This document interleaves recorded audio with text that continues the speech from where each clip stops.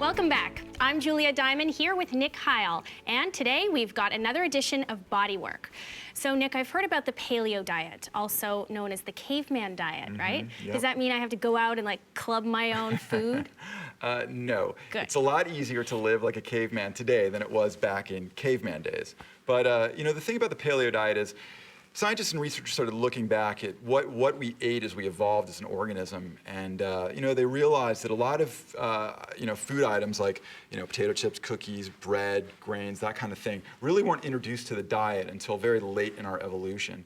And they discovered that if you start eating foods that were more aligned with, you know, what we ate back in our paleo days, there were a lot of health benefits that followed. The paleo diet is lean meats, fish, vegetables, fruits, you know, nuts and berries.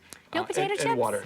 Yeah, what? The cavemen didn't eat potato chips? I hate to break it to you, but the potato chips are out, the giant cookies are out, the giant bready sandwiches are out. Oh, man. Yeah. Now, a bit of controversy surrounding the paleo diet as well. A lot of people are saying, you know, you should have a more balanced meal, so cutting out these carbs and even legumes you can't eat, right? Yeah. What are your thoughts? Well, you know, like a lot of diets, you know, there's always controversy that's going to swirl around it. I think the key with, you know, something like the paleo diet is to really sort of, you know, try to apply it to modern times. I really like a book called Paleo Diet for Athletes, which does accommodate and allow for some carbohydrate intake. So it's not quite as strict, not quite as exclusive as, you know, some of the early paleo diet prescriptions. Right. I guess that's just more realistic too. You know, you're busy, you're on the go. Yeah. It's hard to stay that, you know, strict with your diet, I suppose. Oh yeah, I mean, these days, you know, a lot of our eating habits have to do with convenience, has to do with taste, has to do with cost. So it's very hard to be mindful of, you know, a nutritious diet when you're, you know, you're in a hectic job, you've got family, you know, maybe you're,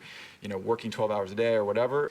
As long as you keep the rules in mind, it's going to steer you towards a nutritious diet rather than something that's a little junkier and probably less good for you. It's interesting, you know, a lot of contemporary ailments, chronic disease, heart disease, obesity, diabetes, all of the problems that we're very familiar with by now, they have been able to show links with Western diet and these problems. So they've had some very good luck with, you know, shifting people's diet and seeing these diseases either, you know, modified or cleared up entirely. So less cookies, more vegetables. More broccoli, fewer giant cookies. All right, fine. Yeah. And I guess it's good, obviously, for nutrition, but also when you get out there and you want to really be fueled up for everything from exercising to sandboarding. Ever been sandboarding?